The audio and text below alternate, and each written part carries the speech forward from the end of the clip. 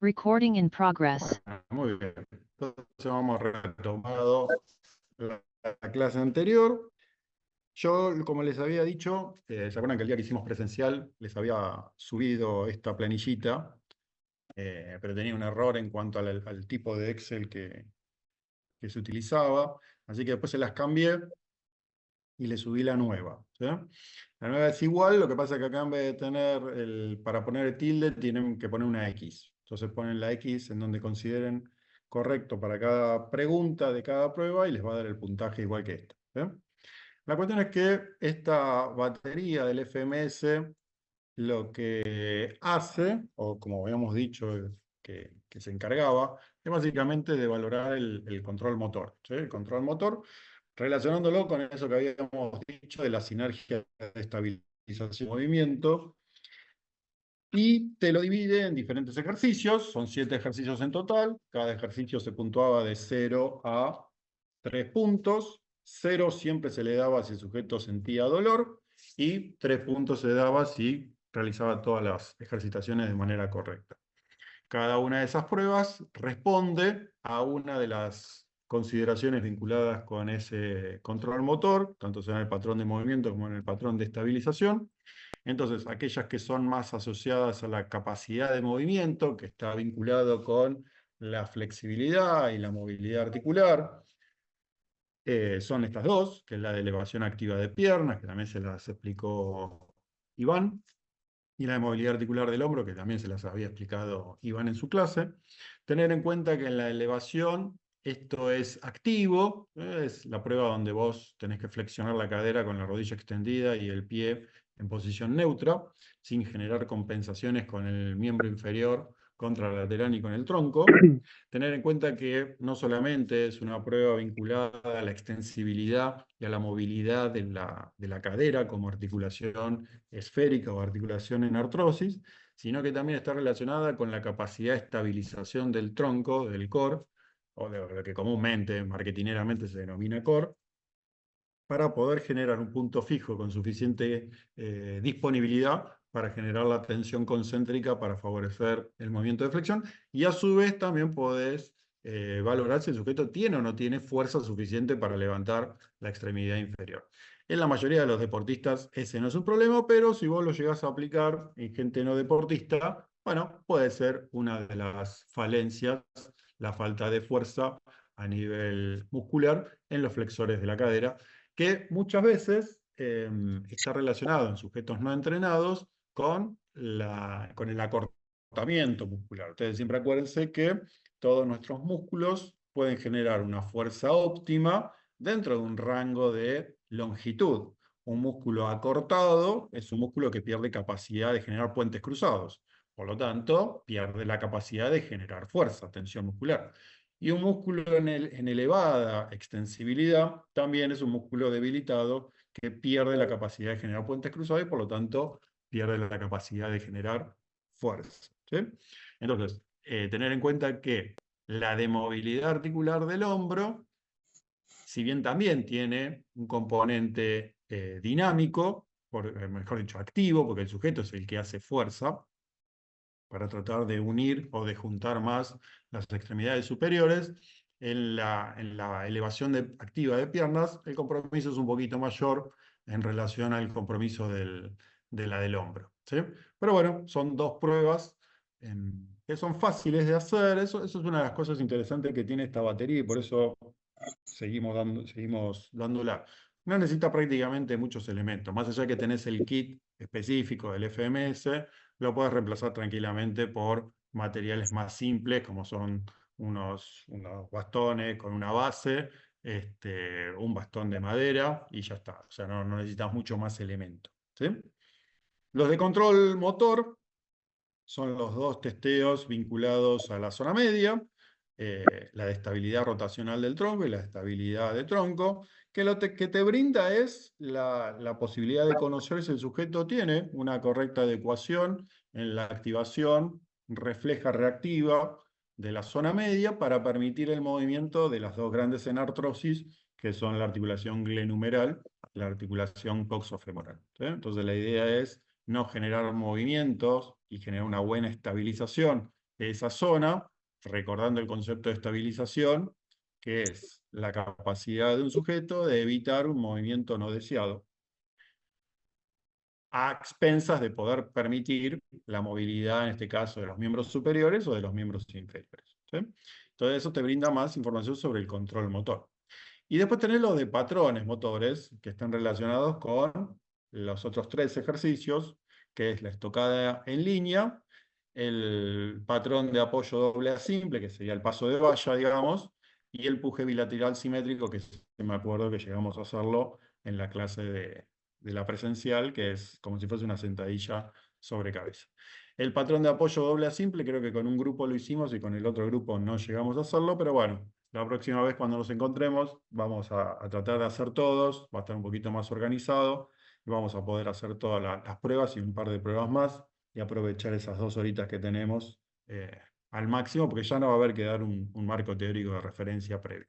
¿Sí? La idea es que siempre tenemos en cuenta que, porque lo que pasa muchas veces es que uno, bueno, va, evalúa, saca los datos, tiene los datos. La idea es siempre analizar esos datos. O sea, de nada te sirve vos hacer mucha batería, mucha prueba, mucho número, pero después no saber qué hacer con los números. ¿Sí?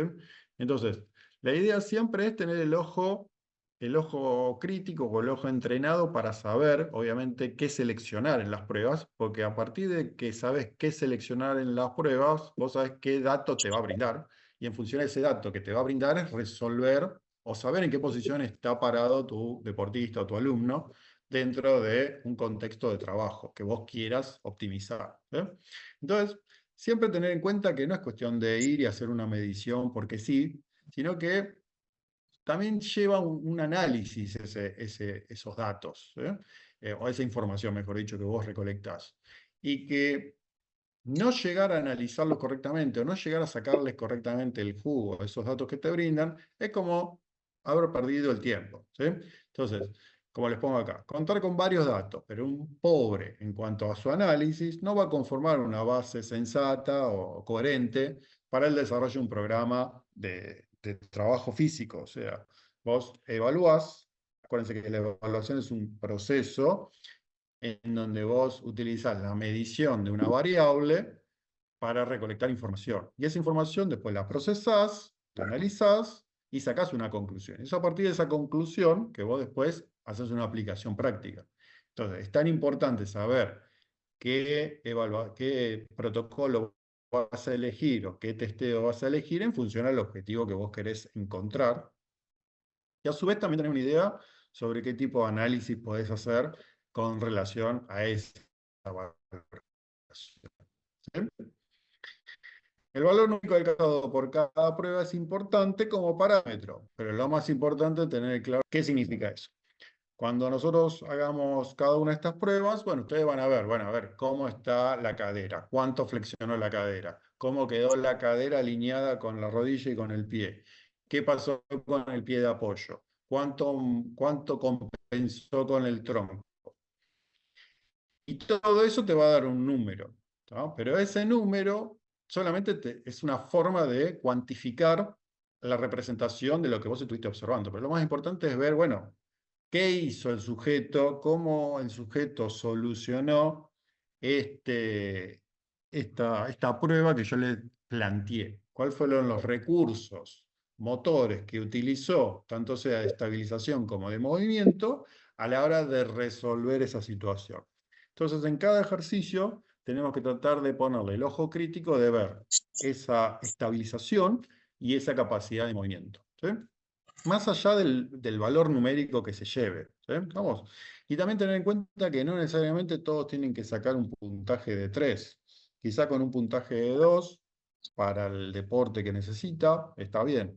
No siempre hay que sacar puntaje de 3. Entonces, algunas de las interpretaciones que se pueden hacer de los resultados puede ser, bueno, primero obviamente si tuvo algún 0. Si tuvo algún 0, acuérdense que el 0 significaba que el sujeto percibía dolor a la hora de realizar alguna de las pruebas. Si tuvo algún 0 significa que el sujeto tiene alguna alteración musculoesquelética o de alguna otra índole que le genera el sujeto lo percibe como dolor. Bueno, en ese caso, derivar al personal médico, ya sea médico especialista o kinesiólogo, lo que sea, ¿sí? Pero derivar al personal médico, ¿sí? No meternos nosotros con el tratamiento de algún dolor cuando no somos especialistas en esto. Después fijarte si obtuvo valores asimétricos, o sea, si hay mucha diferencia entre el lado izquierdo y el lado derecho. Acuérdense siempre que si vos evaluás de los dos lados, siempre se pone en la planilla final el valor más chico. Pero vos después tenés la posibilidad de ver si hubo asimetría de un lado y del otro, ¿sí? Era un mismo patrón de movimiento con puntuación de 1. ¿Sí? Entonces, de un lado obtuvo un 1 y del otro lado obtuvo un 2. O de un lado obtuvo un 1 y del otro lado obtuvo un 3. Bueno, entonces empezar a ver cuál es el determinante, que puede ser, por ejemplo, en el de paso sobre valla, que es asimétrico, puede ser la falta de estabilización de la cadena lateral o la falta de estabilización del pie para darle sustento del lado izquierdo para levantar el derecho. En cambio, cuando lo hace al revés, no tiene ningún problema. Entonces, empezar a ver, quizás es por falta de movilidad de ese tobillo, quizás es porque tuvo alguna lesión en el tobillo y no fue correctamente, no tuvo un correcto proceso de rehabilitación, quizás es porque no tiene estabilidad en la rodilla, quizás es porque tiene poca movilidad en la cadera de ese lado, quizá tiene poca activación o una mala activación entre la musculatura posterior, estabilizadora, y la musculatura anterior. Entonces se puede plantear algún ejercicio o ver si hay un acortamiento de la musculatura flexora de la cadera, o si hay un acortamiento de la musculatura extensora, o quizá hay falta de fuerza en la musculatura extensora. Entonces, primero ver si tiene 0. Si no tiene 0, listo, pasamos al otro. ¿Cuál es? ¿Hay asimetrías en el puntaje? ¿Alguno de los puntajes terminó siendo un 1 en esas asimetrías? ¿Sí? Obtuvo valores simétricos bilaterales también con puntuación de 1. O sea, en el anterior vos tenías asimetrías. En este, bueno, de los dos lados, tiene un puntaje de 1. ¿No? Realiza el mismo procedimiento, bueno, después estos mismos puntajes, o sea, observar lo mismo si el sujeto obtuvo 2 puntos. ¿No? Y obviamente lo último, observar si existe alguna tendencia hacia valores bajos o algún sector con mayor compromiso en el patrón motor. ¿Sí? Entonces, quizás el sujeto, en todas aquellas acciones en donde se ve comprometido la, la movilidad de la cadera, el puntaje es más bajo. O aquello donde se ve comprometido la estabilización de la rodilla, el puntaje es más bajo. O aquello donde se ve comprometido la estabilización de la zona media, el puntaje es más bajo. Entonces, te está indicando que el problema está rondeando esa zona. ¿Sí? Profe, en cuanto al dolor, ¿a qué tipo de dolor se refiere? ¿Al dolor articular, muscular? Porque quizás, no sé, yo puedo hacer uno de estos ejercicios y cuando, no sé, hago una extensión de hombro siento un poquito de dolor, pero porque tengo el músculo frío, por ejemplo. ¿Se considera que es un 0 o es otro tipo de dolor? No, a ver, si vos tenés el músculo frío, digamos, así como lo conceptualizaste, no tenés que tener dolor. Tenés que sentir, a lo sumo, la tensión de la tracción que estás tratando de estirarlo, pero eso no es dolor. Dolor es cuando vos lo querés hacer, no lo podés hacer por el dolor. ¿Entendés? O sea, si vos tenés un dolor perdón, si vos tenés una lesión en el músculo supraespinoso, por ejemplo, y esa lesión en el músculo supraespinoso, una bursitis subacromial, vos querés flexionar el hombro y al querer flexionar el hombro para hacer el ejercicio de flexibilidad de hombro, no lo puedes hacer porque levantás el hombro y te va a tender a pellizcar. Eso significa una lesión o un dolor. La tensión que vos sentís a la hora de tratar de extender un músculo porque está en mayor tensión, ¿se acuerdan del tixotropismo que le decía? Tiene más resistencia al estiramiento, eso no es dolor. Dolor es cuando vos no podés hacer ejercicio por la presencia de alguna lesión propiamente dicha, aunque se sabe que no necesariamente tiene que haber una lesión tisular para que vos percibas dolor. ¿Sí? Entonces, la Perfecto, tensión que gracias. vos conseguís no significaría dolor. ¿Bien? Molestia, podemos decirle, pero no dolor. No es necesario a veces evaluar todo, sino solamente lo que consideres más importante o relevante. Que si bien a ver, la batería no dura mucho, Pero vos me podés decir, pero yo tengo un equipo de rugby, son 20 y pico de personas, tardo, y soy yo solo. Y bueno, ahí sí. Pero la realidad es que la batería en sí mucho no tarda, sobre todo si está aceitada y si los alumnos o los deportistas ya la saben hacer. De todas maneras, depende, esto se los dije en las primeras clases, que la selección de la prueba que ustedes elijan tiene que ver no solamente con el origen de esa prueba, o sea, qué datos te va a brindar esa prueba, sino también con la accesibilidad a poder hacerla, ¿no? Entonces vos me decís, mirá, la verdad, me interesa la prueba, pero me resulta muy prolongada. Entonces yo prefiero hacer de los 7 ejercicios, prefiero hacer 3. Bueno, maravilloso.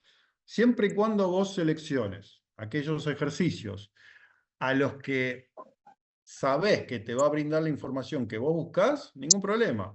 Y que sabés que esa información vos la vas a utilizar para el beneficio de tu deportista, porque sabés que o querés conocer si tiene una deficiencia en una determinada variable, buenísimo, dale para adelante, no hay ningún problema.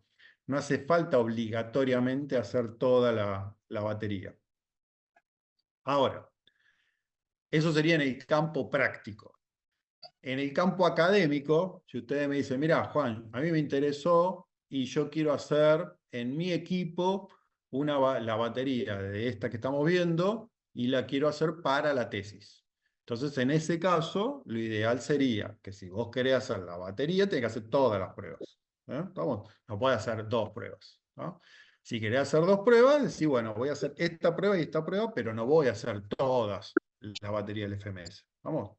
Entonces, vos lo podés usar tranquilamente utilizando un ejercicio, 2 ejercicios, 3 ejercicios, pero la batería completa es lo que te termina dando el valor final, digamos, de comparación del compromiso motor del individuo. ¿Sí? Habíamos dicho que no era solamente el FMS, sino que había 2 variantes más. En este caso, el Fundamental Capacity Screen, que lo que hace es enfocarlo un poquito más hacia algunas capacidades más relacionadas con el área deportiva. ¿Sí? Dentro de esas, y dentro del objetivo vinculado al control motor, que es lo que nosotros estamos hablando en este caso, tenemos 2 pruebas que son las pruebas de alcance. Una que es el alcance y estabilidad del miembro inferior y otra que es la misma de miembros superiores. ¿Sí? ¿Estamos? Lo que tiene interesante esta prueba es que es rápida de hacer. El sujeto se tiene que parar en una cinta métrica, en realidad. Acá tenemos el dispositivo específico, pero puede ser una cinta métrica colocada en el piso. Y tiene que tratar de llegar a la máxima distancia posible sin perder el control motor, tanto sea de alcance máximo como de vuelta a la posición inicial. O sea, no vale que vos desde la posición de parado bajes, flexiones, trate de llegar lo más lejos posible y después no te puedas levantar. Entonces el objetivo es que vos generes la flexión, el control motor para flexionar, bajar el centro de gravedad, bancarte el peso del cuerpo con un solo apoyo, que el otro trate de llegar lo más lejos posible y que después puedas recomponer la posición. Entonces vos tenés que bajar, estirarte todo lo que puedas y nuevamente volver a la posición de inicio. ¿Sí? Si el alumno cuando vuelve tiene que apoyar este pie, que en este caso sería el pie derecho, ese intento se considera nulo, porque no terminó de hacer el trabajo de estabilización para permitirle el movimiento de llevar al máximo el valor en este caso de la marca. ¿Sí? Se considera que por lo menos vos tendrías que tener el doble de la distancia del pie. Entonces, te medís el pie de acá a acá, y bueno, por lo menos tendrías que hacer el doble de la distancia. Otra forma, se hace con cada pie, ¿no? Otra forma de compararlo es viendo las asimetrías. Asimetrías mayores a 4 centímetros entre izquierdo y derecho, o si lo querés hacer en forma porcentual, mayores al 10%, por lo general siempre se considera que hay un déficit en la capacidad de, en este caso, control de estabilidad y control motor entre izquierdo y derecho. ¿Sí? Juan, en ese caso, en esta prueba, tendría que mirar, por ejemplo, también el alcance que realiza con el pie si deja en algún momento de la prueba de tocar la vallita y que ahí se corta la prueba o puede volver a controlar el cuerpo y seguir con el alcance? Para que no te entendí. Cuando está haciendo baja el centro de gravedad, lleva con Sí, la pierna la vallita lo más sí, lejos que puede. En sí. un momento se desequilibra y deja de tocar la valla para poder No, no, equilibrarse. no, no, no, no. Tiene que ser continuo. ¿Ah? Continuo. O sea, vos tenés que bajar, empujar hasta donde llegues y volver a subir. No tenés que empujar, dejar de empujar y volver a empujar. Tiene que ser continuo, movimiento continuo. Ruc y ruc, para abajo y para arriba.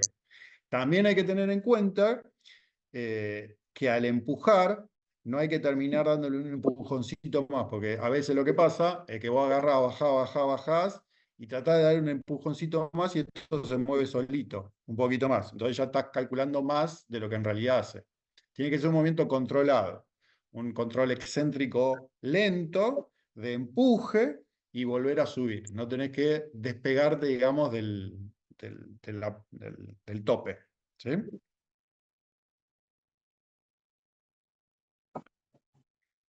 Y después tenemos, que esto está bueno porque le sumó lo de miembros superiores, ¿no? Que muchas veces no se lo considera, pero el de los miembros superiores también es igual prácticamente. El sujeto se coloca a 45 grados en relación a la tabla de numeración y tiene que hacer exactamente lo mismo, ¿sí? Empujar, digamos, el tope hasta la altura y se consideran las mismas variables en relación al porcentaje de diferencia entre un lado y el otro. ¿No? Es una prueba bastante fácil de hacer.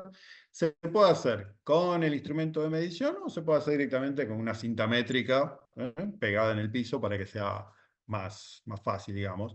Lo que tiene de bueno el aparatito es que, como vamos a ver después, el aparatito mismo te coloca el valor, entonces vos no tenés que ir a fijarte cuánto es en cuantificación exactamente, y le puede dedicar más tiempo a mirar qué recurso utiliza el sujeto para llevar a alcanzar la máxima distancia. Pero a nivel de concepto de trabajo es el mismo.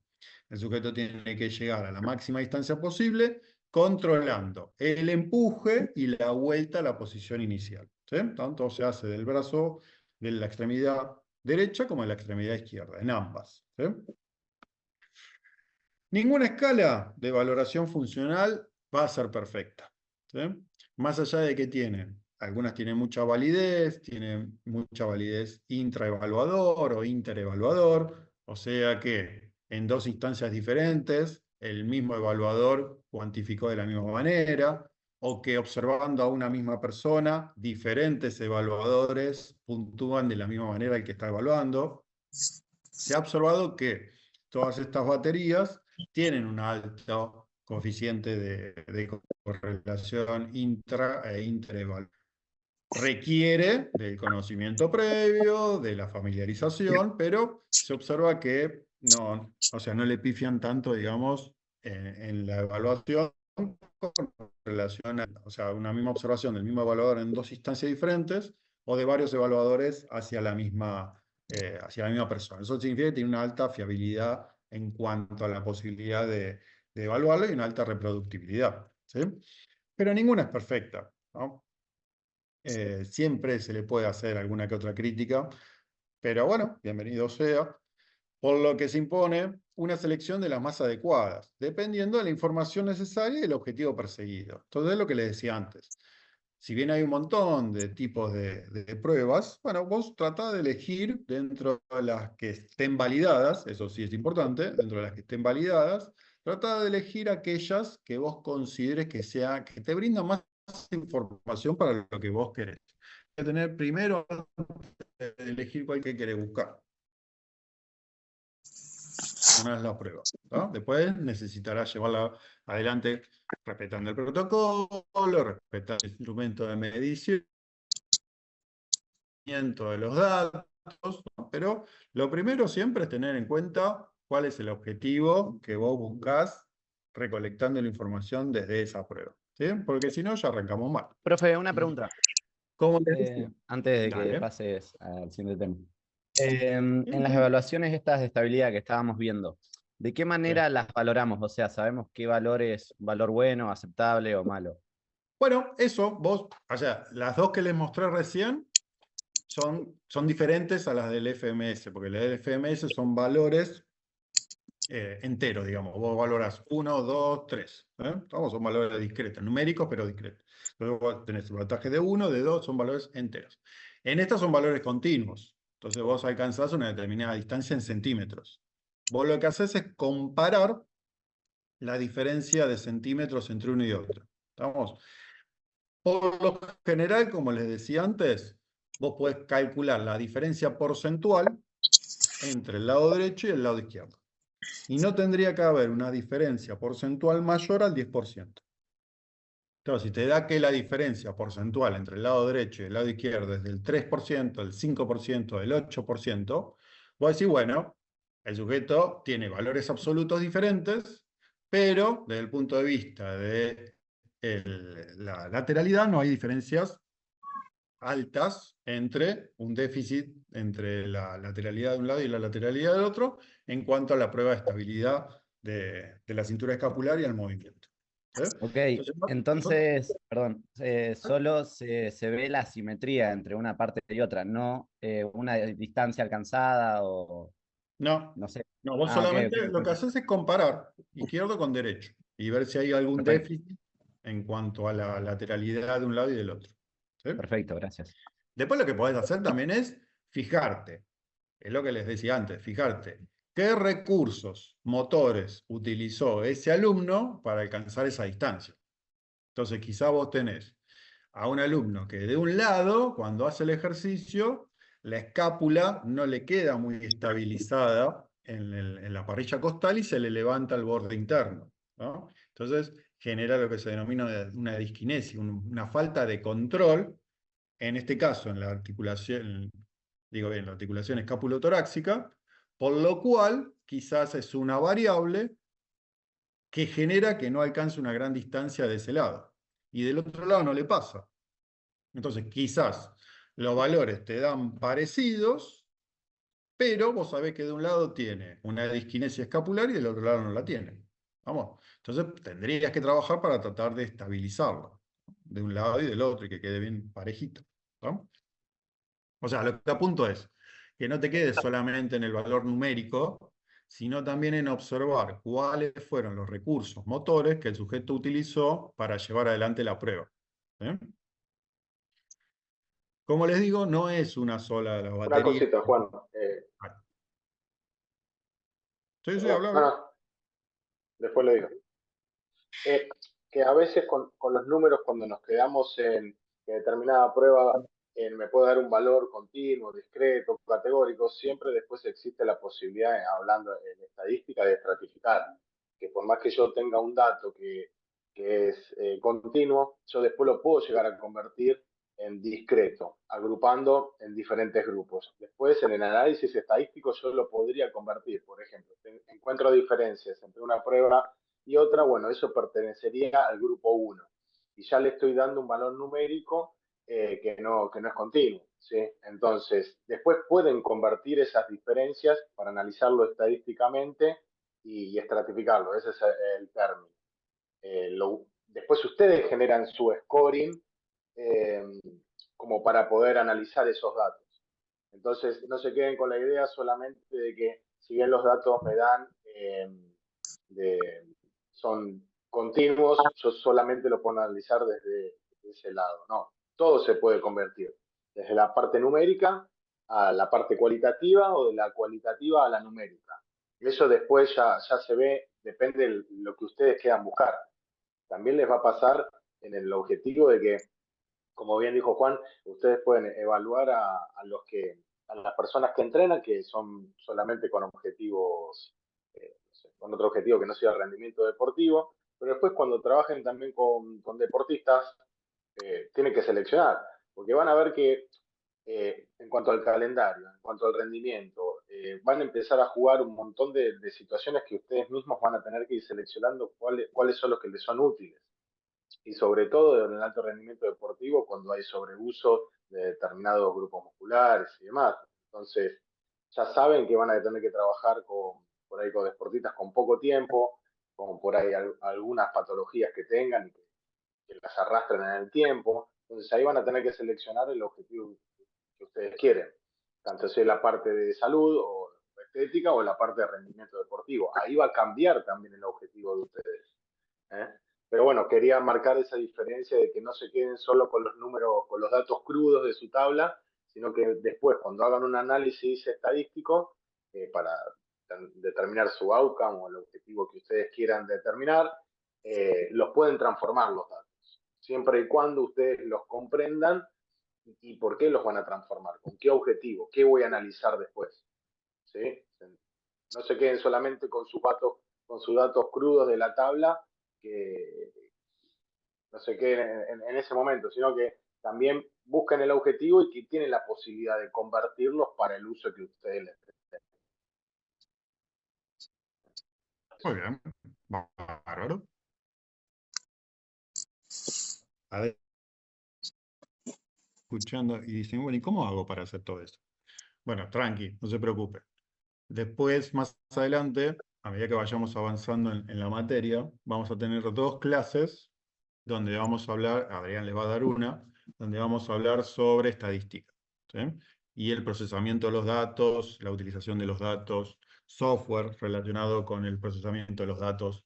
Así que piensen que la materia está planificada en un cuatrimestre. Entonces, si bien le vamos agregando cosas, van a ver que después, a medida que vamos avanzando, se van a ir resolviendo algunas de las cosas que quizás ahora no tienen materia de decir, bueno, ¿y cómo lo resuelvo? ¿Sí? Bueno, como les decía antes, no es una sola prueba, ¿no? De hecho, ya hemos hablado de varias. Les dimos la 2 de Gray Cook que vimos hasta ahora. Iván les habló de la de Guedes, la de Gonzalo Guedes. O sea, tenemos varias pruebas. Acá en este caso les muestro otra, que este ya lo tienen subido, este archivo, que es de la NSCA, que habla sobre la valoración de los déficits funcionales en relación a utilizar solamente una sentadilla. Pero es una sentadilla diferente. Es la sentadilla clásica, más que nada, ¿sí? No es una sentadilla de evaluación como la de la observación funcional dinámica y tampoco es una sentadilla como la del FMS. Es una sentadilla clásica. Entonces, ¿cómo utilizar una sentadilla observando determinados patrones para a partir de ahí tener en cuenta si hay algún déficit funcional o no? Simplemente con la ejecución clásica del trabajo de sentadilla, ¿sí? Entonces, ver la torsión del tronco, ver la antepulsión de la cabeza, ver la cintura escapular, la movilidad, la compresión, la alineación de la pelvis, la profundidad de la sentadilla en función a la movilidad de la cadera, la alineación de las rodillas, tanto sea en el plano sagital como en el plano frontal, la repercusión que tiene el ejercicio en el arco plantar, la movilidad del tobillo.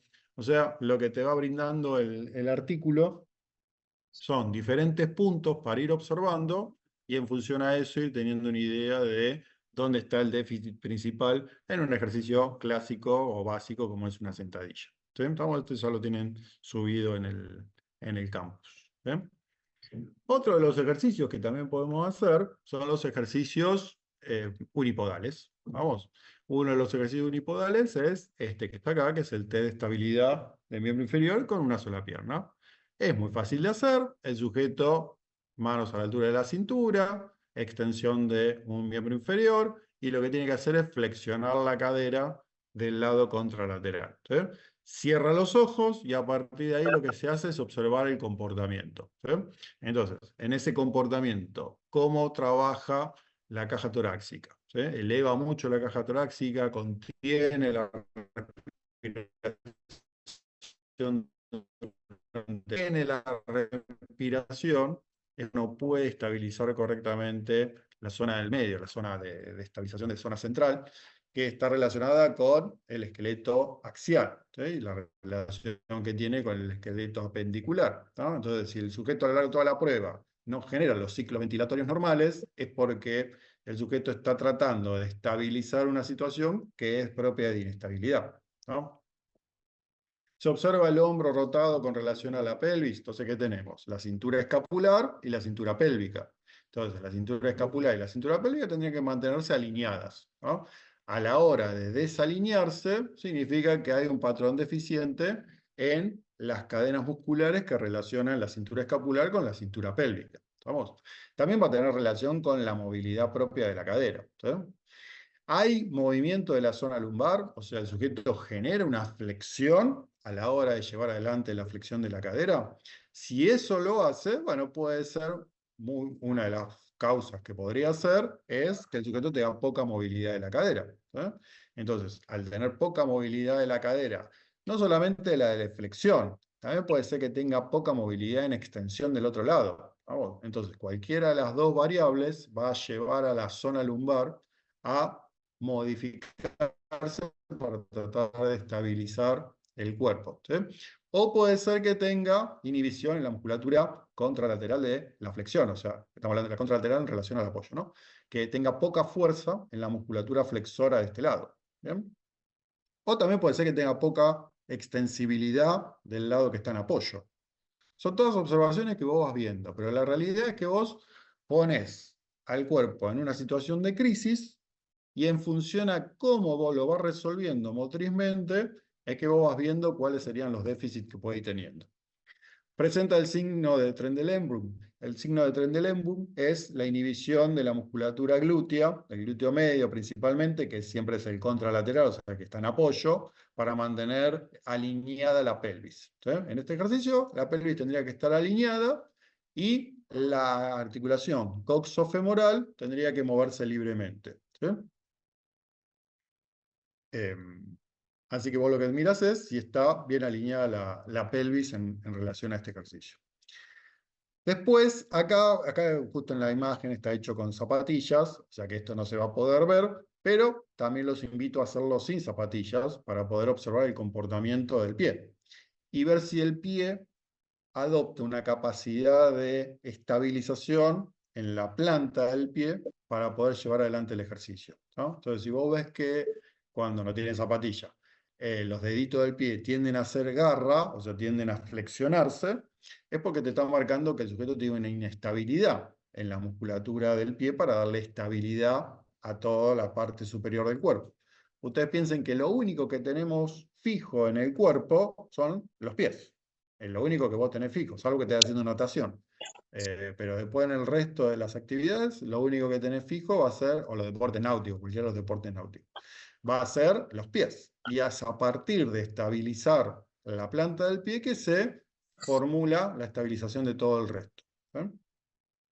También puede ser que vos tengas inhibición de los glúteos, porque vos pensás que a partir de la estabilización de acá, como les dije, todo se empieza a formar hasta arriba. Y uno de los músculos principales que te estabiliza el miembro inferior van a ser la musculatura glútea, tanto sea los glúteos medios como los glúteos mayores, ¿no? No son los únicos, pero van a ser uno de los importantes. Entonces, también puede ser que el sujeto tenga disminución en la activación o en el timing de activación de la musculatura de la región glútea para poder estabilizar la posición del pie de apoyo. Y también podés mirar el lado de la movilidad, ¿no? De la estabilidad, porque de este lado ya estamos con la estabilidad.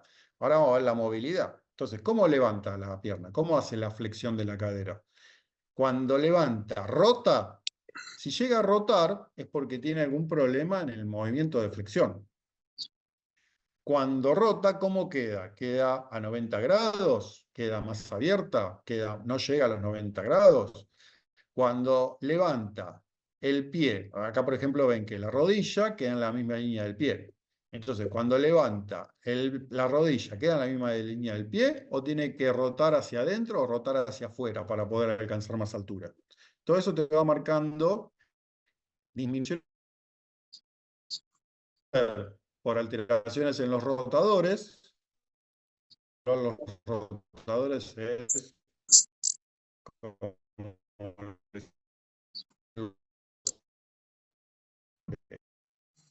bien.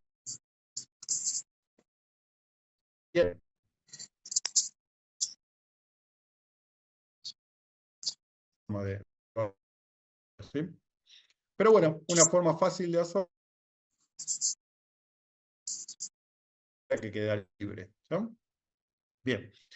Es otra prueba, muy fácil de hacer, no requiere muchos elementos, ¿no? Y te va dando opción, ¿no? De cómo tu deportista o tu grupo deportista va resolviendo una situación.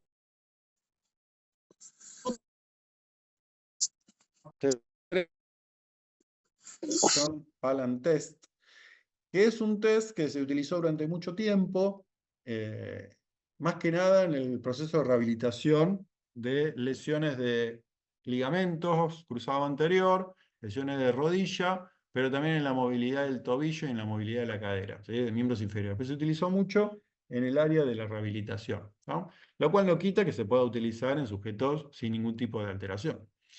Este test lo que busca es identificar si hay déficit en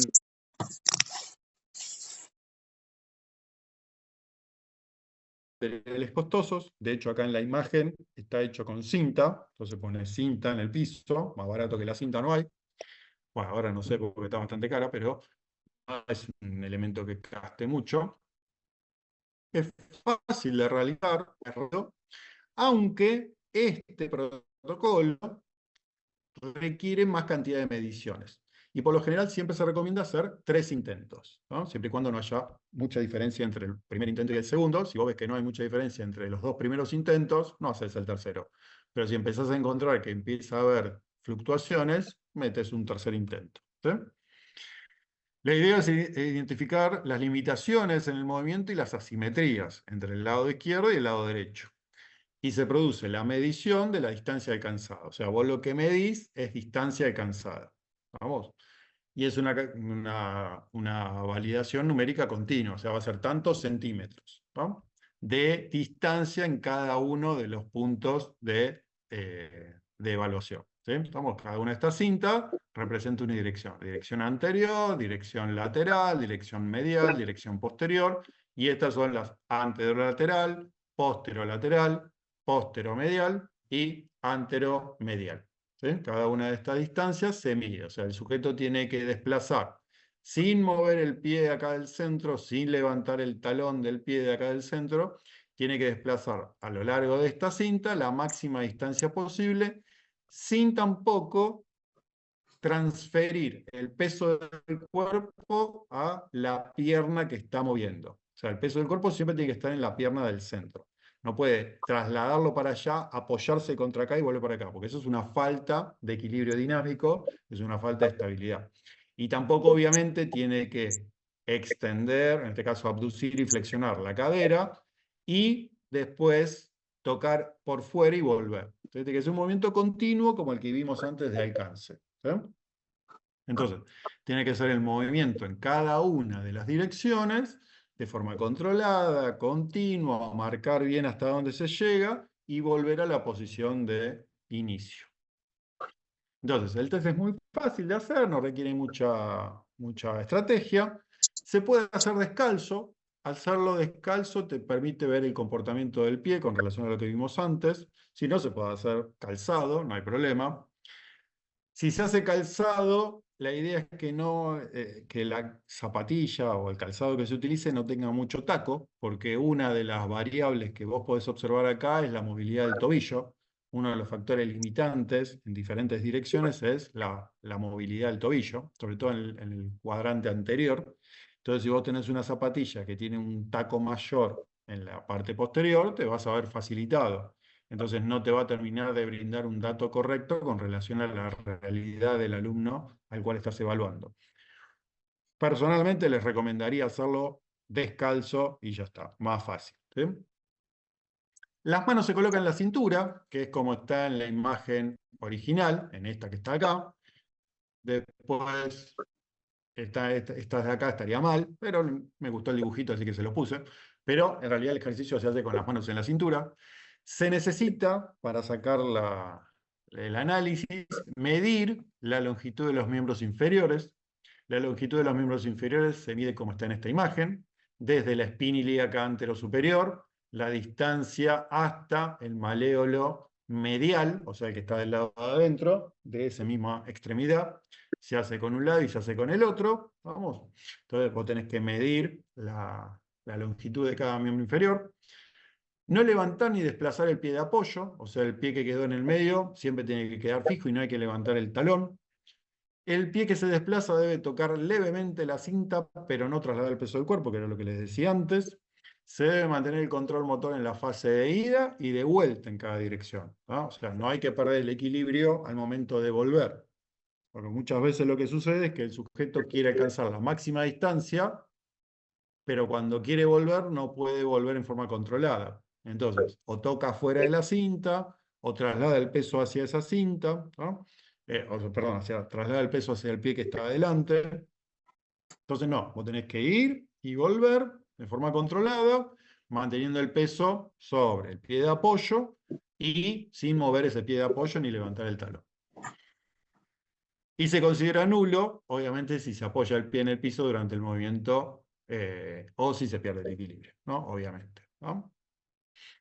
Entonces, lo que te va a dar, este es el ejercicio, se hace con cada pie. Entonces vos tenés un apoyo anterior, un apoyo anteromedial, medial, posteromedial, posterior, posterolateral, lateral y anterolateral, ¿sí? Estas son las distancias alcanzadas por cada uno, vos vas haciendo el ejercicio, ¿bien? Y se hace el lado izquierdo y el lado derecho.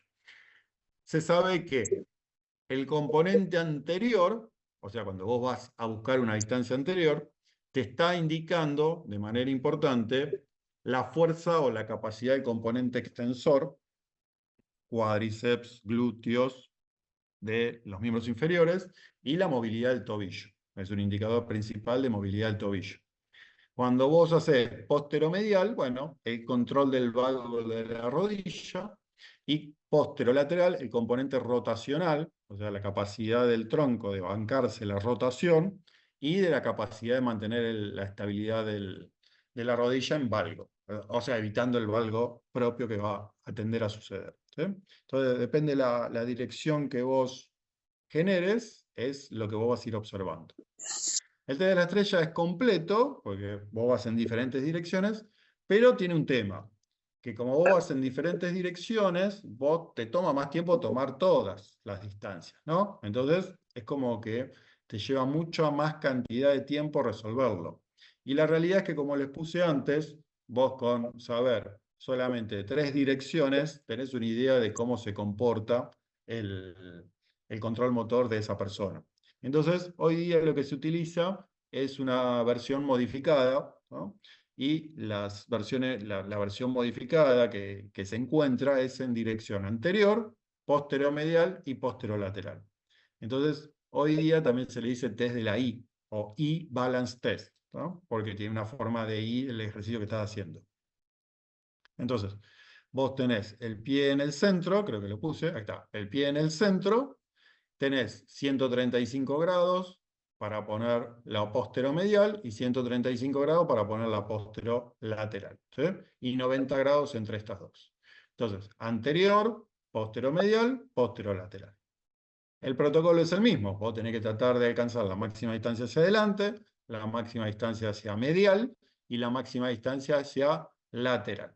En este caso, el lateral, vos necesitas la rotación del tronco, porque en este caso el pie derecho va a tener que pasar por detrás del cuerpo para tratar de alcanzar con la punta de los pies la máxima distancia posible, y eso es lo que le permite al sujeto, o sea, al evaluador, ver si el sujeto tiene un buen control del proceso rotacional, porque tiene que controlar la rotación para permitir que el pie siga estando, o sea, que el pie de apoyo siga estando con la base del control del peso, y que el otro le permita el movimiento de alcance máximo, ¿sí? Entonces hoy día se suele utilizar más no porque sea mejor que el otro, sino porque es más corto, es más rápido y te da la misma información en definitiva, ¿sí? Profe, Sí. o sea, hay que evitar rotar el tronco lo menos posible. No, vos tenés que alcanzar la máxima distancia posible y para eso vas a rotar lo máximo posible. Pero lo que se busca es que vos rotes lo más que puedas, pero con control motor, ¿sí? O sea, no rotar mucho y después no poder volver a la posición original. Entonces, por eso lo que te marca es cuál es tu capacidad de rotación del tronco sin perder la estabilidad, ¿sí? Ah, entiendo. Entonces, ¿cómo es el testeo? Bueno, vas para adelante, máxima distancia, pero fíjense que siempre se tiene, la estabilidad en la zona central, ¿sí? Y la mano en la cinturita. Ahí sería posteromedial. Vamos, posteromedial, lo más lejos posible. ¿No? Y ahí sería el posterolateral. Ven que, bueno, ahí no ven la figura, pero el sujeto está rotando para permitir que el pie pase por atrás. ¿Sí? Entonces, ¿cuánto es? Y es lo máximo que el sujeto pueda, controlando la vuelta. O sea, la ida y la vuelta. ¿Sí? Hoy día, este está hecho con una cinta, que es la forma más fácil de hacer. Lo que tiene de malo la cinta es que vos haces el ejercicio y marcás hasta dónde llegó. Y después tenés que ir y medir. O directamente pones una cinta métrica, acá. ¿Sí? Entonces pones una cinta métrica y te fijas hasta dónde llegó. O marcás y después tomás los datos. El tema es que cuando empezás a hacer con varias personas, empezás a tener 400 rayitas y un quilombo. ¿No? Tenés que estar muy atento, digamos, a la rayita. Y en parte lo que hace es perder una cosa interesante, que es ver cómo el sujeto se comportó para llegar a la máxima distancia posible. Franco. ¿Y el inicio, dónde arrancaría? O sea, ¿dónde tomo el punto de inicio para medir? El punto de inicio es acá, en el alux, de acá para allá. En el Galus. Ah, ahí va. De Bien. acá para allá. Cuando vas a medial, es del arco para allá. Y cuando vas a lateral, es de la última distancia del pie para allá. Siempre desde el centro. ¿Bien? O sea que va cambiando, porque No, no va a cambiar. hacia anterior va del hallux, el arco plantar de posterior medial y posterior lateral. Ah, bueno, sí, desde- va cambiando en relación, porque las líneas es de donde arranca la línea. De donde arranca la línea y el apoyo del pie. Entonces, desde el apoyo del pie, de ahí para adelante, de 0 en adelante. Bien, ¿Bien? gracias. Hoy día, esta es la forma más fácil y económica de hacerlo. Hoy día hay un instrumento de medición que lo armó el FMS, que ni lerdo ni perezoso, vio la beta, entonces dijo, bueno, vamos a armar esto. Y armó este equipamiento, que no es ninguna ciencia, pero lo que tiene de bueno es que vos tenés que, te apoyás, ahora igual lo vamos a ver más adelante, te apoyás sobre la plataforma y tenés una regla, perdón, en un tubo, y tenés una plataforma que empujas. ¿Bien? Entonces, eso lo que tiene de bueno es que vos ya tenés la medición, porque donde alcance ya sabés la medición. Entonces no tenés que estar pendiente de la medición y podés dedicarle tiempo a ver qué recurso utilizó el sujeto para alcanzar esa distancia. ¿Sí? Entonces te quita el hecho de preocuparte tanto de la medición del momento, de cuánto tengo que marcar, y le dedicas más tiempo a la observación. Ahora bien, ¿qué hacemos con los datos? Bueno, con los datos lo que hacemos es un análisis. Entonces, ¿cómo se hace el análisis? Bueno, de cada una de las distancias, que son 3, se toma 3 veces. Entonces, primer alcance, segundo alcance, tercer alcance de cada una, ¿no? Y se divide por 3 para sacar el promedio. Entonces sacas un promedio. Después del promedio, lo que se suele hacer es generar la distancia normalizada con relación a la longitud de tu miembro inferior. Entonces, por eso medíamos la longitud del miembro inferior. Entonces, ¿qué haces? La distancia promedio que calculaste acá, dividido la longitud de la extremidad que hiciste antes, por 100. Entonces te da qué tanto por ciento alcanzaste la distancia en relación a la longitud de tu miembro inferior. ¿Sí? Y después lo que se hace es calcular la distancia de alcance, que se denomina compuesta. Que acá tenemos dos fórmulas. Una fórmula, que es una de las más antiguas, que es la de Pliski, que lo que él utilizó es la sumatoria de las 3 direcciones de alcance, o sea, sumás, no haces el promedio, sumás las 3 direcciones de alcance, igual después lo vamos a ver con un ejemplo. Sumás las 3 direcciones de alcance y lo dividís por 3 veces la longitud de tu miembro superior. O sea, 3 por lo que te dé del miembro superior. Y eso lo multiplicás por 100. Entonces te va a dar una variable, un valor. ¿Sí? Pero después,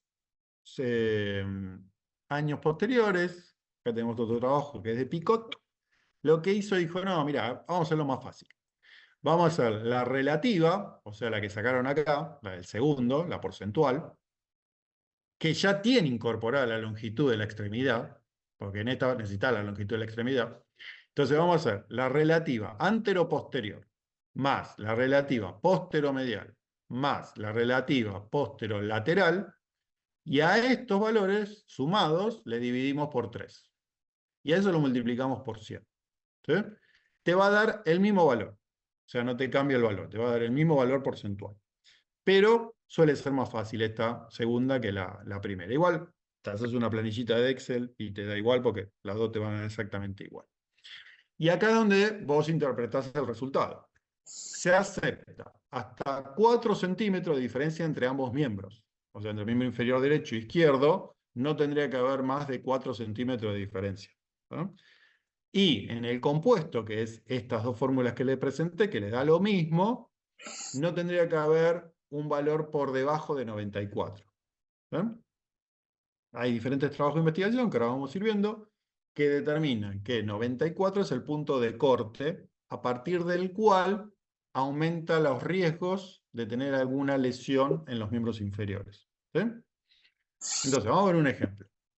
Igual te lo vamos a hacer cuando vengamos a la práctica. Entonces tengo anterior, posterior, posteromedial y posterolateral. Entonces, del lado izquierdo y del lado derecho. Intento 1, intento 2, intento 3. Entonces, acá tengo los valores de uno, acá tengo los valores de otro y acá tengo... Saco el promedio del lado izquierdo de cada uno. Y acá saco el promedio del lado derecho de cada uno. ¿Bien? Entonces, esa es la primera etapa. La segunda etapa es hacer los cálculos. Entonces, yo tengo los promedios de cada uno. Los mismos que dieron antes. Los sumo. ¿Ah? Entonces, el valor total de todos los promedios. Del lado izquierdo y del lado derecho. Después saco el relativo. El relativo era en relación a la longitud del miembro superior. Entonces, 85, ponele. Entonces sacás tanto por ciento, tanto por ciento, tanto por ciento. ¿No? Y el compuesto es en relación a la suma de todos estos dividido 3, por ejemplo, que es la última fórmula que se sabe, es sumar los relativos, te da esto, dividido 3 por 100, y te da este valor.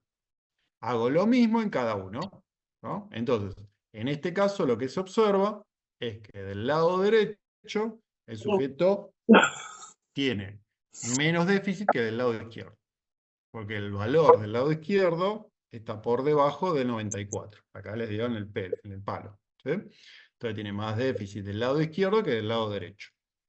Y después teníamos el de la asimetría. El de la asimetría lo que se hace es el promedio dividido 3. Entonces, vos tenés el lado izquierdo, sacás el promedio de todos estos. De 52, 90 y 85, porque es del lado izquierdo. Sacás el promedio de estos 3. Dividido 3 y te va a dar el valor, ¿no? Y del lado derecho lo mismo de estos. Y te da el valor. Entonces vos restás el más alto al más bajo. Y la diferencia no tendría que ser mayor a 4 centímetros. ¿Se entiende? Es lo que decíamos acá. Entonces se aceptan hasta 4 centímetros de diferencia entre ambos y un compuesto, que es con cualquiera de estas dos fórmulas, de hasta el 94%. ¿Bien? O sea, es fácil de hacer, no es complicado. Y de hecho te haces una planillita de Excel y listo, sale con frita, porque lo único que tenés que hacer es poner la distancia. Una vez que tenés la fórmula hecha, ya está. Te da los valores y listo. ¿Sí? O sea, es bastante fácil de hacer el testeo. No requiere mucho equipamiento, como les decía. Y el gauchito te va diciendo varios datos. Lo que tiene interesante es que tiene una buena correlación intraclase e interclase en la valoración. Eso significa que tiene una buena reproductibilidad el testeo, digamos, ¿no? Entonces, eso le da más fuerza a la hora de utilizarlo como herramienta de medición. Y a su vez, tenemos, en este caso, un trabajo de Pliski, bueno, es una de las fórmulas que hicieron, que lo que realizó para llegar a las conclusiones es utilizar una muestra de 235 jugadores de básquet, masculinos y femeninos, de 7 escuelas diferentes de Indiana, Estados Unidos. Y lo interesante es que encontró que sujetos que tienen una diferencia de distancia, de alcance derecha-izquierda mayor a 4 centímetros, tenían 2,5 veces más probabilidad de sufrir lesión en las extremidades inferiores. y una distancia de alcance compuesta menor del 94% de la longitud de sus extremidades tenía un 6,5 veces por ciento más probabilidad de sufrir lesión. Entonces, por eso se ponen esos puntos de corte, porque hay algunos trabajos de investigación que avalan esos puntos de corte. En otras investigaciones pueden encontrar que cambió un poquito, pero no va a cambiar mucho, ¿sí? Entonces, por eso les establecía los 4 centímetros y el 94. Ahora bien, no siempre los resultados que se obtienen, o se ha observado que los resultados que se obtienen en el E-Balance Test son sistemáticamente comparables con el de la estrella. Si bien la idea es la misma, se ha encontrado que no siempre da lo mismo. Entonces, acá tenemos un trabajito en donde encontraron diferencias significativas en la dirección anterior, o sea, en el alcance anterior, entre cada uno de las dos baterías, con un N de 29. Un N de 29 medio pobretón, pero bueno, ahí también pueden tener un trabajo de tesis, ustedes si quieren, si tienen un grupo grande, bueno, pueden aplicarle la misma batería a los dos y ver si hay diferencias significativas entre el valor encontrado en una y en otro. Otro trabajo también ha encontrado diferencias significativas entre el modificado y el E-Balance Test en individuos con inestabilidad crónica de tobillo, o sea, con sujetos que ya tienen un problema diagnosticado en el tobillo, en las direcciones anterior y posteromedial. ¿Vamos? Entonces, en algunos trabajos se encontraron que no es lo mismo tomar uno que tomar el otro y que los resultados de uno no siempre son compatibles sí o sí con los resultados del otro. Una asimetría normalizada de más de 4,5 en dirección anterior podría identificar a los atletas con mayor riesgo de lesión en las extremidades inferiores, ¿sí? Con una precisión del 82%. O sea, son diferentes trabajos de investigación que avalan esos puntos de corte relacionados con lo que habíamos hablado antes y que por eso se establece ciertos criterios a los cuales vos no tendrías que estar por debajo o por encima en el caso de los 4 centímetros de diferencia, ¿sí? Entonces no es arbitrario que digo, 4, 3, 2, 1, sino que hay algún protocolo detrás, alguna investigación atrás que permite estimar el mayor o menor riesgo de lesión que puede suceder en los deportistas. Ni lerdo ni perezoso, el amigo Gray Cook, lo que hizo fue armar su batería, ¿tá? Entonces generó el E-Balance Test, que es con la utilización del implemento este que les decía antes, que ven, acá tienen la cinta métrica, ¿no? La cinta métrica, y acá tienen el cajoncito. Entonces vos empujás el cajoncito y hasta donde llegue ya te está diciendo la distancia. Como les decía, esto lo que tiene de bueno es que vos no tenés que estar preocupándote tanto en marcar en la cinta, porque ya el cajoncito cuando se detiene directamente te está diciendo el valor. Y a su vez te permite observar a vos el comportamiento motor que el sujeto adoptó para poder llegar a alcanzar la distancia, ¿sí? Lo cual es un elemento interesante. Y otra cosa interesante que agregó, que no lo tiene el test de la estrella, el test de la estrella es con miembros inferiores, le agregó miembros superiores. En el anterior, en el FCS, ¿se acuerdan que era en una misma dirección? En un mismo plano de movimiento. Bueno, acá son en 3 planos de movimiento, lo cual también le suma, ¿sí? Es exactamente lo mismo, pero apoyando solamente sobre una mano sobre la plataforma y tocando con diferentes direcciones el apoyo, digamos, ¿no? Lo cual suma porque le estás dando un movimiento triplanar a la evaluación. Entonces, el E-Balance Test modificado, lo que tiene interesante es que se para sobre una plataforma, o se apoya, digamos, con el pie, con las manos sobre una plataforma, y empuja los topes, y eso marca la distancia. Optimiza la observación del evaluador hacia el evaluador sin preocuparse por la medición de distancia alcanzada. Pero, como les decía antes, tienen que tener cuidado que el sujeto, cuando haga el ejercicio, no le mete un empujoncito fuerte al final, como para que esto siga avanzando y te marque un valor que en realidad no es. Por eso el ejercicio tiene que ser lento, controlado y sin un empuje brusco, digamos, al finalizar el trabajo, ¿no? Y tiene que ser de ida y de vuelta, ¿no? No puede ser solo ida y nada más, es ida y vuelta. ¿Vamos? Pero lo que tiene interesante es eso, que te permite observar cómo el sujeto resolvió la situación y no preocuparte tanto por la distancia, porque ya te queda. Profe, una consulta. Dale. Para hacer esta evaluación, ¿es necesario hacer una activación previa o No, directamente? no tenés que hacer nada. Ay, No, sin hacer ninguna activación de nada. ¿No? Bueno, otro trabajito, en el caso de Kang, lo que hizo fue, bueno, a ver, veamos, no tanto a la distancia, porque la distancia está bien, es un dato, te da simetría, todo, pero veamos el comportamiento, o sea, cómo, es lo que le decía recién, cómo el sujeto se movió para alcanzar determinada distancia. ¿Sí? Entonces, lo que terminó concluyendo acá el amigo Kang es que la flexión de la cadera fue el mejor predictor individual del alcance en el posteromedial y en el posterolateral. ¿Sí? O sea que vos necesitas una buena flexión de cadera para ir hacia atrás. O sea, este piquete en apoyo, vos necesitas flexionarla con control motor para poder ir a cada una de las direcciones. Después encontró que la dorsiflexión del tobillo, como dijimos anteriormente, es muy importante cuando vos vas hacia adelante, o sea, en el alcance anterior. Y la combinación de la dorsiflexión del tobillo y la extensión del tronco explicó un 65% en la varianza de la modificación del alcance. Entonces vos acá lo que necesitas es combinar la flexión del tobillo con la estabilidad en extensión del tronco, porque si vos te vas muy para adelante, se te va a complicar quizás más el movimiento de ascenso, ¿no? Pero también puede ser que vos tengas muy buena movilidad de cadera, muy buena estabilidad de rodillo, te la pases haciendo sentadilla pistol y no tengas ningún problema en bajar con el tronco bien hacia adelante y alcanzar la máxima distancia.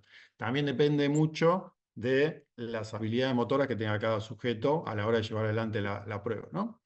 Y la combinación de la flexión de la cadera y la flexión del tronco ipsilateral, o sea, la inclinación lateral, y la combinación de la flexión de cadera y la flexión del tronco contralateral, explicaron más del 65% los valores alcanzados en el posteromedial y en el posterolateral. O sea que vos también observando cómo se está moviendo, y esto es lo interesante de hacerlo con el equipamiento y no estar preocupado en cómo marcar, te permite ver el comportamiento de la persona a la hora de llevar adelante la acción. ¿Sí? Muy bien. ¿Natalia, alguna duda? Termino el mapa. Es fácil, no es complicado, se puede observar varias cosas y no quedarse solamente con el numerito de la distancia alcanzada. Después tenemos otro testeo, que es el test de sentadilla a una pierna, que es sobre en altura, es bajar y volver a subir, o sea, como está en este ejercicio. ¿Qué te marca? Y te marca la capacidad de desaceleración con la contracción excéntrica de la cadena de extensión. Te puede servir o tiene relación con una buena correlación con los cambios de dirección, con la capacidad de aceleración también, porque vos necesitas una contracción concéntrica a la hora de subir, y con la estabilidad en línea general, tanto sea de la zona media como de la rodilla a la hora de realizar el ejercicio. Y este tiene bastante parecido con el que vimos al principio. Lo que pasa es que acá vos estás modificando la posición del centro de gravedad. Al modificar la posición del centro de gravedad, vos lo estás teniendo que desacelerar, frenar y volver a acelerar. Y eso genera una estrategia diferente, digamos, a la hora de pedirte más estabilidad o menos estabilidad. Entonces, una de las cosas que se puede ver es si bloquea la ventilación mientras estás haciendo las repeticiones. Si flexiona, inclina o rota mucho el tronco. Cuanto más de esto se observe, significa que menos estabilidad tiene y más necesita mover el tronco, o puede ser también que tenga poca movilidad de la cadera de ese lado, y por eso tiene que compensar moviendo el tronco. ¿Cómo se flexiona la hemipelvis? O sea, el lado que está en apoyo tendría que estar simétrico, digamos, o sea, no perder la alineación con relación al lado que no está en apoyo, ¿sí? O si el sujeto cuando hace el ejercicio tiende a caer la pelvis o tiende a caer y rotar la pelvis, eso significa un malo control en excéntrico de la musculatura que está en apoyo, digamos, ¿no? el que hace la fuerza. Porque que está acá en el aire no hace fuerza. Que te marca el movimiento y el control de la cadera, ¿sí? Si tiene un buen control excéntrico, si ese control excéntrico regula la movilidad la estabilidad de la rodilla, ¿sí? O quizá no tiene buena activación de la musculatura lateral o posterolateral de la cadera, la musculatura glútea, y eso hace que pierda la estabilidad de la rodilla.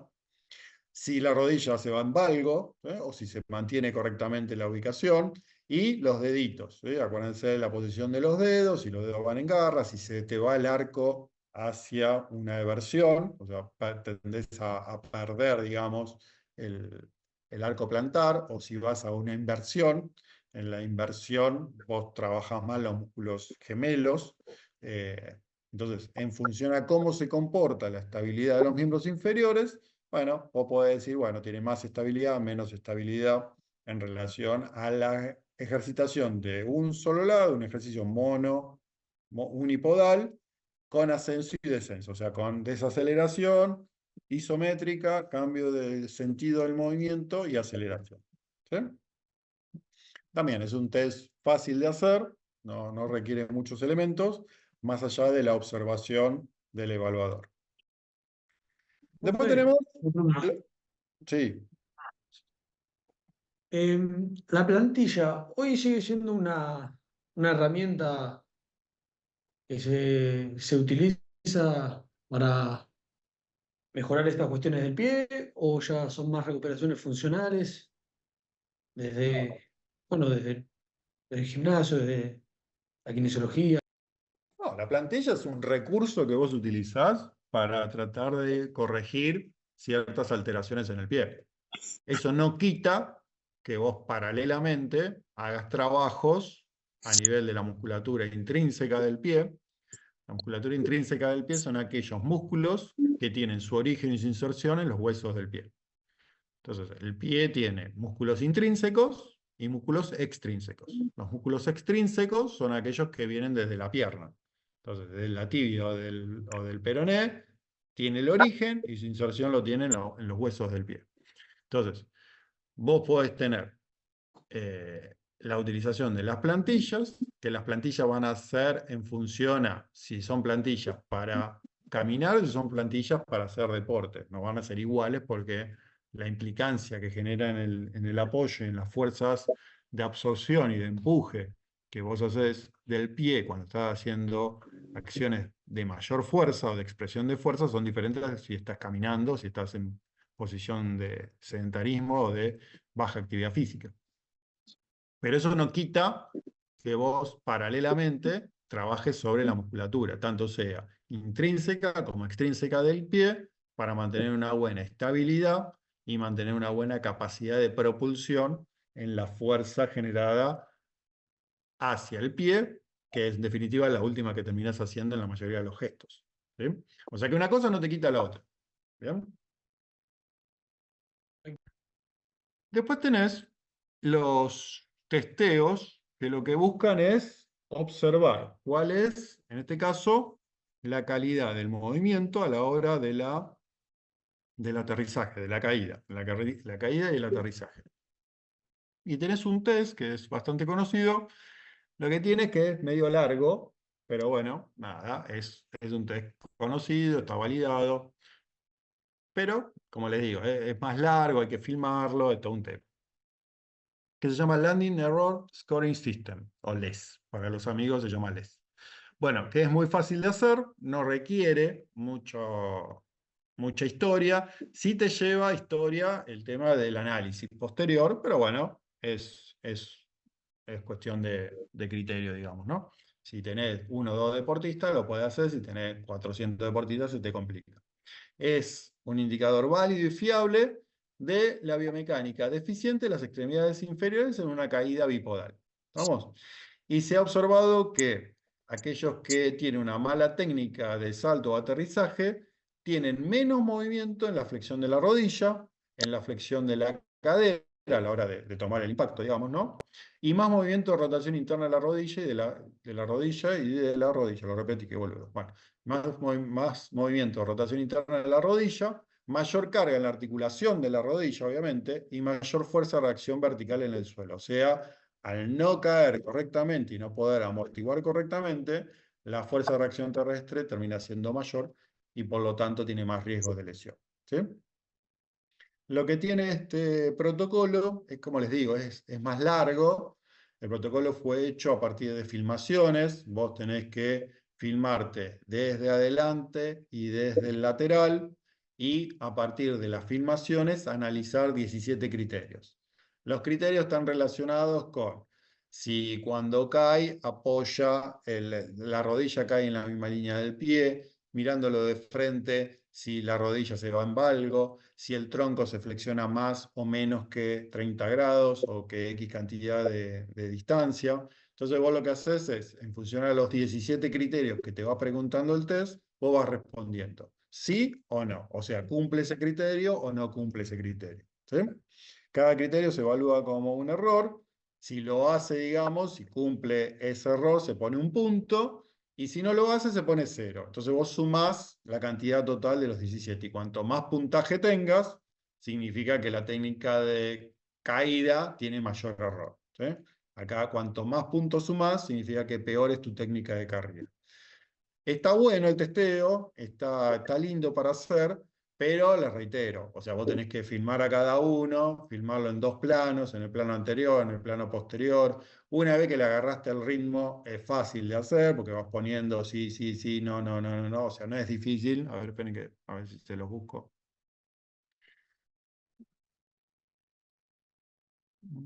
Es de este.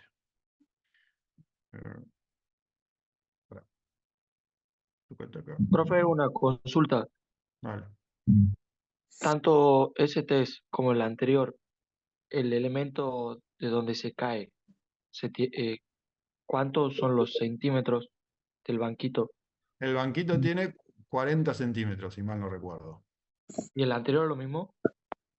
En el El anterior. anterior. No, en el anterior no importa, no te pone. Mientras que a vos te permita hacer la flexión de por lo menos llegar a 90 grados de flexión de rodillas para volver a subir, ya está. Bueno, entonces, ven, por ejemplo. Este es los criterios. Entonces te pregunta, por ejemplo. Flexión de rodilla en contacto inicial. ¿Hay menos de 30 grados de flexión de rodilla durante el contacto inicial? ¿Sí o no? ¿Sí? Si vos le pones que sí, se considera un error. Si le pones que no, se considera que no es error, entonces no te suma puntaje. Entonces es 0, porque estaría bien. Flexión de cadera en el contacto inicial. ¿Hay menos de 30 grados de flexión en la cadera durante el contacto inicial? ¿Sí o no? Supongamos que no, no hay. Listo. Entonces es 0, te suma 0. Y los que te suma como error, te suma un punto. Entonces vos después de todos los 17 criterios, te da el puntaje final. ¿Sí? Cuanto más alto es el puntaje final, bueno, más error tendés a cometer a la hora de realizar la actividad. Y por lo tanto, más riesgo tenés de tener algún grado de lesión a la hora de llevar adelante el aterrizaje. ¿Sí? A ver, no es difícil de hacer, pero como les digo, te lleva tiempo. Te lleva tiempo de filmarlo, te lleva tiempo de analizar cada uno de los puntos. Cuando le empezás a agarrar la onda, medio que lo haces un poco más rápido, pero te lleva un tiempo. Si tenés muchas personas y es medio complicado de realizarlo. Entonces, ¿qué puedes hacer? Bueno, algo más fácil. Entonces, ¿qué haces? El típico test de prueba de caída unipodal. ¿Sí? Entonces, sobre un banco se le pide al sujeto que salte y que haga la recepción con un solo apoyo. Entonces, ¿qué se observa? Bueno, se observa la alineación de espina ilíaca antero superior, rótula, tuberosidad anterior de la tibia. ¿Sí? La alineación que va a tener. ¿No? Entonces, lo que se marca es el control de la alineación y la estabilidad en el aterrizaje unipodal. Haría la observación general, ¿no? Entonces, que, por ejemplo, la línea biacromial quede en relación paralela con la línea biilíaca, o sea que la pelvis quede en misma línea con la región de la cintura escapular, y que esto esté relacionado con el apoyo del pie. ¿Qué se buscaría evitar? Bueno, que se haya desalineaciones. Entonces, a mayor grado de desalineación, el componente de torsión es mayor y por lo tanto mayor riesgo de lesión. ¿Sí? Sobre todo en la rodilla, que se va a ver solicitada por un lado, a una rotación interna y por el otro lado, una rotación externa, sobre todo si la base de apoyo tampoco es correcta. ¿Sí? Y sobre todo en el sexo femenino, por la característica propia de la pelvis de la mujer, que es más chiquitita en altura, o sea, más bajita, pero más ancha en el espacio frontal. ¿Sí? Otra de las pruebas, que esta seguramente les habrá hablado Iván, que es el test de Lunge, el test de Lange. El test de Lange ha sufrido un montón de variaciones, que lo que se busca es que sea más aplicable y más rápido, la valoración de la prueba. ¿Sí?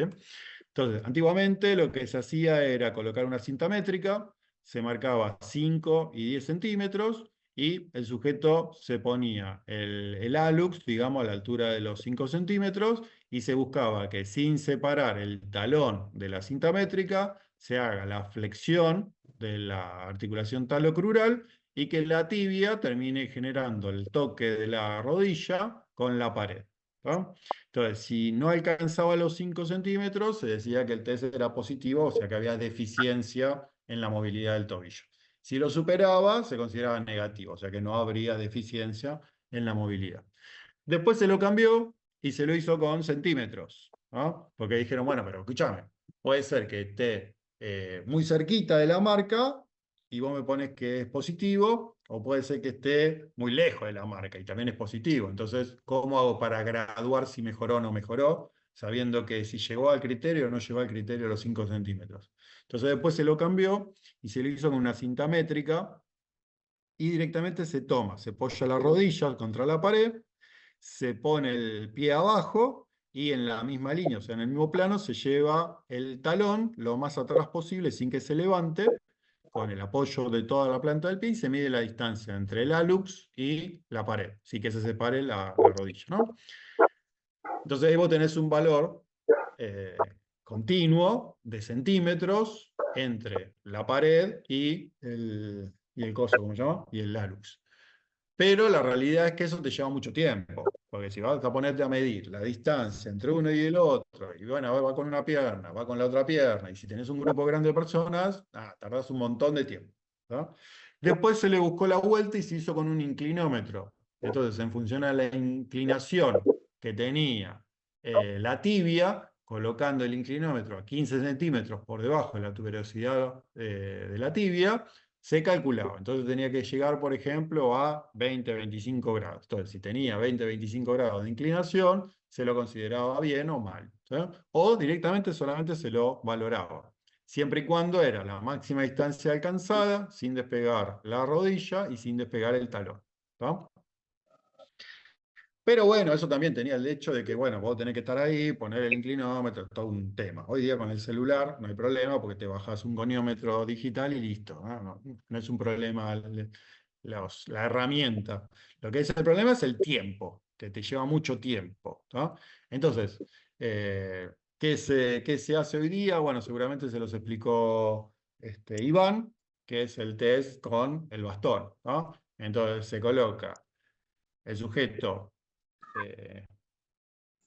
arrodillado, con un pie apoyado adelante, el otro pie, la rodilla, apoyada por detrás, se dejan 5 centímetros o la palma de la mano de un sujeto hasta la ubicación del bastón en forma vertical y 4 centímetros entre el talón de adelante y la rodilla de atrás. Y lo que se busca es que el sujeto llegue a tocar el bastón que tiene adelante sin levantar el apoyo tanto sea de la planta del pie como del talón. Si llega a superar el bastón, se coloca 3 puntos. Si llega a tocarlo, pero no lo supera, se coloca 2 puntos. Y si no llega, se coloca 1 punto. Y si no lo puede hacer por dolor, se le coloca 0 puntos. Entonces, es mucho más rápido hacerlo así. Corres el riesgo de que el bastón tiene que estar correctamente colocado. Lo ideal es que no lo coloque en la misma persona, porque con el movimiento se puede modificar. Entonces, lo ideal sería que esté correctamente colocado y que lo coloque un evaluador. Pero bueno, también lo puede hacer el mismo evaluado. ¿Sí? Es más fácil, es más dinámico en cuanto a la cantidad de gente que podés evaluar en un mismo periodo de tiempo. Pero bueno, nada, no está validado, por ejemplo. No hay una validación científica que lo dé. Ahí tienen otro trabajo de investigación para poder hacer. Y ya del otro punto de vista, dejamos un poquito de lado esta estabilidad, esta movilidad, y también tenemos en cuenta la capacidad de estabilización de la zona media, en este caso por medio de una prueba de fuerza abdominal o de estabilización de la zona media, como herramienta para valorar la capacidad de la musculatura de la región abdominal para controlar en forma excéntrica los músculos flexores de cadera a la hora de permitir un movimiento de extensión de la cadera. ¿Sí? ¿Cómo se hace? Muy fácil. Acostás al sujeto, bracito cruzadito, mirando para arriba, las dos piernitas juntas, flexiona la cadera, ¿sí? Lo más que pueda, sin despegar la zona lumbar, ¿no? O sea, manteniendo la curvatura normal, tampoco generando lordosis lumbar, ¿no? Perdón, tampoco generando rectificación ni cifosis lumbar, o sea, bien apoyado. Y desde ahí se le pide al sujeto que baje de manera controlada, o sea, que vaya extendiendo por acción de la gravedad, de manera controlada, las dos extremidades inferiores, ¿no? Lo que vos observás es cuánto va bajando las extremidades inferiores sin que repercuta en un aumento en la lordosis de la zona lumbar. O sea, que se quiebre la pelvis hacia, bueno, quiebre no, sería que se rompa la estabilidad del ritmo lumbopélvico en beneficio o en incapacidad, digamos, de sostener estabilizado para que se mueva solamente la cadera. Entonces, en función a los ángulos al cual el sujeto termina generando la pérdida del control de la región lumbopélvica, es que se califica en regular, regular más, bueno menos, bueno más o normal. ¿Sí? Bien, entonces son las formas de valorar un test que no tendría que ser el único. Tenemos un montón de testeos a realizar en la zona media, pero bueno, este es uno de ellos. Otro de los testeos que tenemos es una propuesta de Stuart McGill, que está más orientada hacia las personas con dolor lumbar, en la zona lumbar, lumbalgias. También se puede hacer en deportistas, pero también es una herramienta para utilizar en sujetos que no sean deportistas. Son 3 ejercicios. El primer ejercicio es la plancha lateral, que tiene que tener estas características, tiene que estar alineado, cabeza, tronco, miembros inferiores. Se hace el apoyo de un miembro inferior por sobre el otro, ¿no? Siempre se apoya adelante el que está arriba y atrás se pone el que va abajo, ¿no? Una de las consideraciones es que se puede colocar alguna pelotita de tenis o algún bosu acá cerca de la pelvis sin tocar la pelvis, porque te va a permitir darte cuenta mucho más fácilmente cuando el sujeto pierde esta linealidad. Entonces, se cuenta el tiempo que el sujeto aguanta esta posición, ¿sí? Sin cometer errores. Cuando se cometen errores, se corta. Entonces, ¿qué es un error? Cuando se pierde la linealidad y la pelvis toca el suelo, la colchoneta o el instrumento que toques acá. Entonces, vos contás el tiempo que mantiene esta posición. Plancha lateral derecha, plancha lateral izquierda, ¿sí? Las dos, se hacen las dos. Después se trabaja sobre la musculatura flexora del tronco. Al sujeto se lo coloca en esta posición, flexión de 90 grados. Se pone como punto fijo el apoyo de los pies. El sujeto se acuesta 55 grados, linealidad entre oído, hombro, cadera. Se le saca el apoyo y el sujeto tiene que mantener la posición, ¿sí? Entonces, lo que se hace es medir cuánto tiempo el sujeto aguanta esa posición. Error, cuando el sujeto pierde la linealidad, o sea, se corta el tiempo. Todos miden el tiempo. Y los músculos extensores, el sujeto queda fijado, ¿no? Se puede hacer en un banco o se puede hacer con una mesa. Acá porque tiene la sujeción, pero si no, tenés que tenerle los pies. Y lo que se observa es linealidad desde el apoyo de la espina ilíaca anterosuperior sobre el borde de la camilla, y el sujeto queda con todo el tronco en el aire, brazos cruzados, linealidad, cadera, hombros y oído, y se observa cuánto tiempo mantiene esa posición. Cuando se empieza a perder la posición, se corta el tiempo. Entonces, el error se comete cuando pierde la linealidad y el tronco pierde la horizontalidad, ¿sí? ¿Bien? Entonces vos contás tiempos. Una vez que tenés los tiempos, vos lo que haces es calcular los índices. Entonces, los índices son estos que están acá abajo, se marcan, acá están los índices, se marcan dividiendo el tiempo que vos tuviste la flexión sobre la extensión. En este caso sería 66 dividido 103. Después se saca el índice dividiendo las dos planchas laterales. Entonces buscás la plancha que menos tuvo y la plancha que más tuvo. Y dividís la que menos tuvo sobre la que más tuvo. ¿Sí? En este caso, por ejemplo, sería 58 dividido 65. Y te da el... Buscas la relación entre cada plancha, derecha e izquierda, dividido el tiempo de extensión. Entonces, por ejemplo, acá te da igual, ¿no? Harías 58 dividido 90 y 65 dividido 90. O sea, evalúas en función a la extensión. Que la extensión siempre tiene que ser el valor más alto. Se sabe que los extensores pueden estar disminuidos en relación a la presencia de dolor en la zona lumbar. ¿Sí? Obviamente nunca hay que evaluar si el sujeto percibe dolor. Podemos utilizar la tabla de referencia de McGill, pero lo ideal siempre es comparar alumno con alumno, ¿no? O sea, el mismo alumno.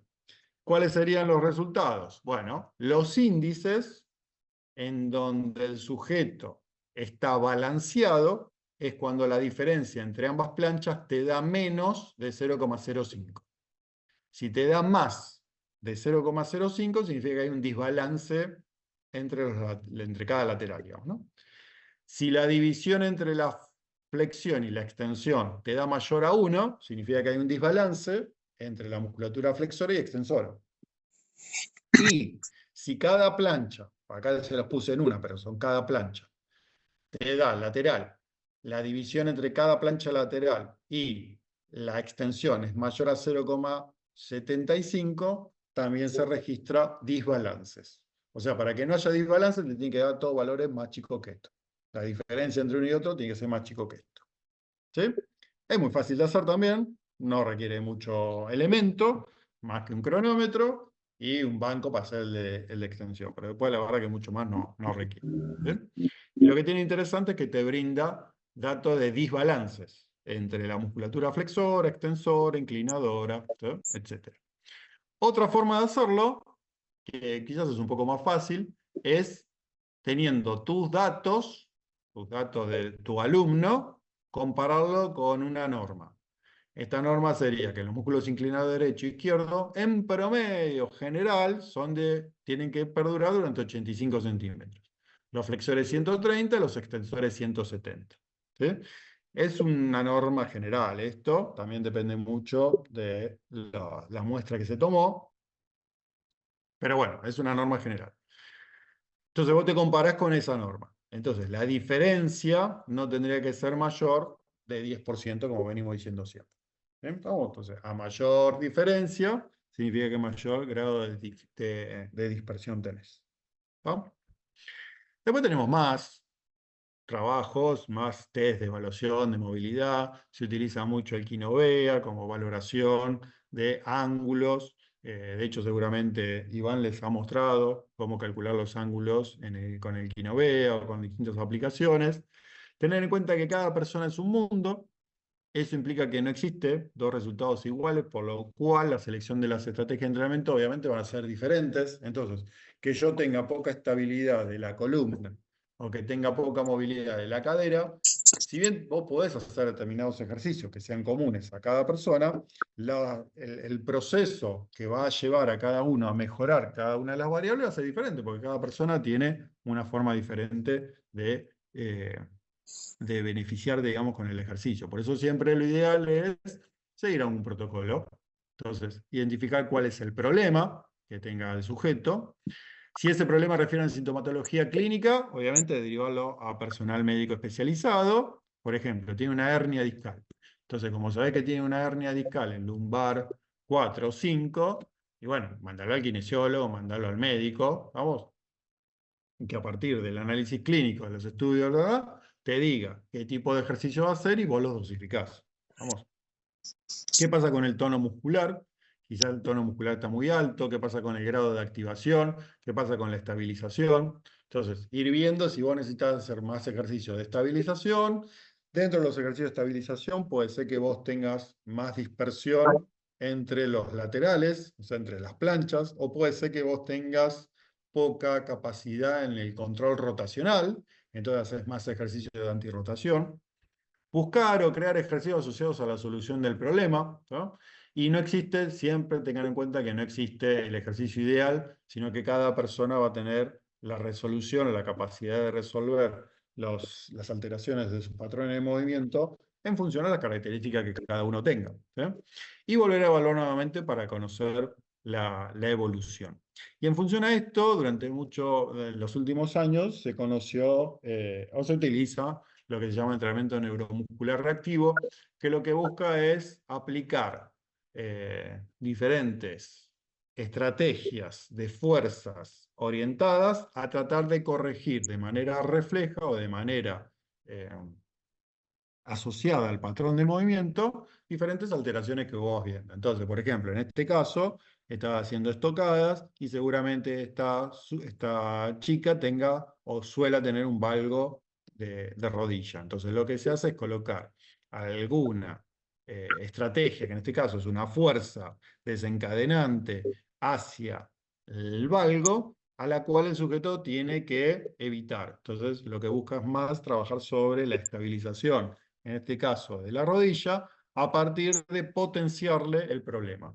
Entonces lo que buscas es que haya una mejoría en el control motor de la estabilización de la rodilla, combinado con el ejercicio de extensión de la misma y con el ejercicio, en este caso, de estocada. Eso es lo que en líneas generales habla sobre el entrenamiento neuromuscular reactivo. Bueno, justo en punto, mira. Un poquito lo que vamos a ir trabajando a lo largo de la práctica. De la práctica es un poquito todo lo que estuvimos hablando acá, ¿sí? Entonces, la idea es aceptar. La idea es cerrar hoy el tema, ¿no? Recording Y stopped. en función a cerrar el tema, bueno, plantear para la semana que viene las dudas, las consultas que tengan, y ya la semana que viene empezamos con el otro tema, que es el de la fuerza, ¿no? Pero la idea es, el día que nos encontremos en forma práctica, generar varios de estos testeos, y bueno, que ustedes los practiquen, que vean los resultados, que analicen los resultados, que saquen los resultados, y en función a eso analizarlos y sacarle provecho en relación a las conclusiones.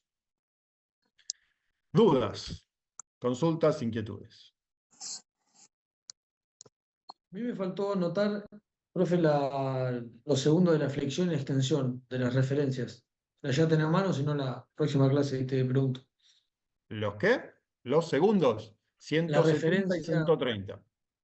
170. 170, extensión. Siempre la extensión es mayor que la flexión. Y 130, la flexión.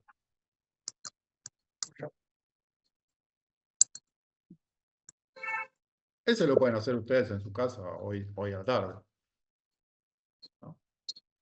Se les va a complicar un poco con tomar el tiempo, pero se puede hacer. Bueno, dudas.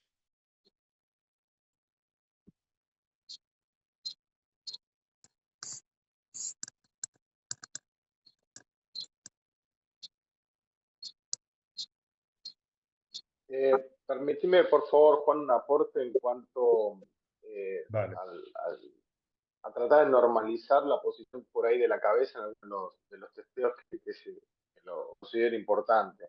Siempre a mí me resulta muy útil que tengan una referencia en cuanto a la mirada, a dónde voy a poner la mirada, que tener un punto de referencia, no solo en los test, sino en algunos movimientos específicos en el deporte. Porque por lo general cuando yo hablo en términos deportivos de entrenamiento, digo que mi cabeza es el timón de mi barco. Entonces, si yo tengo un punto de referencia hacia dónde miro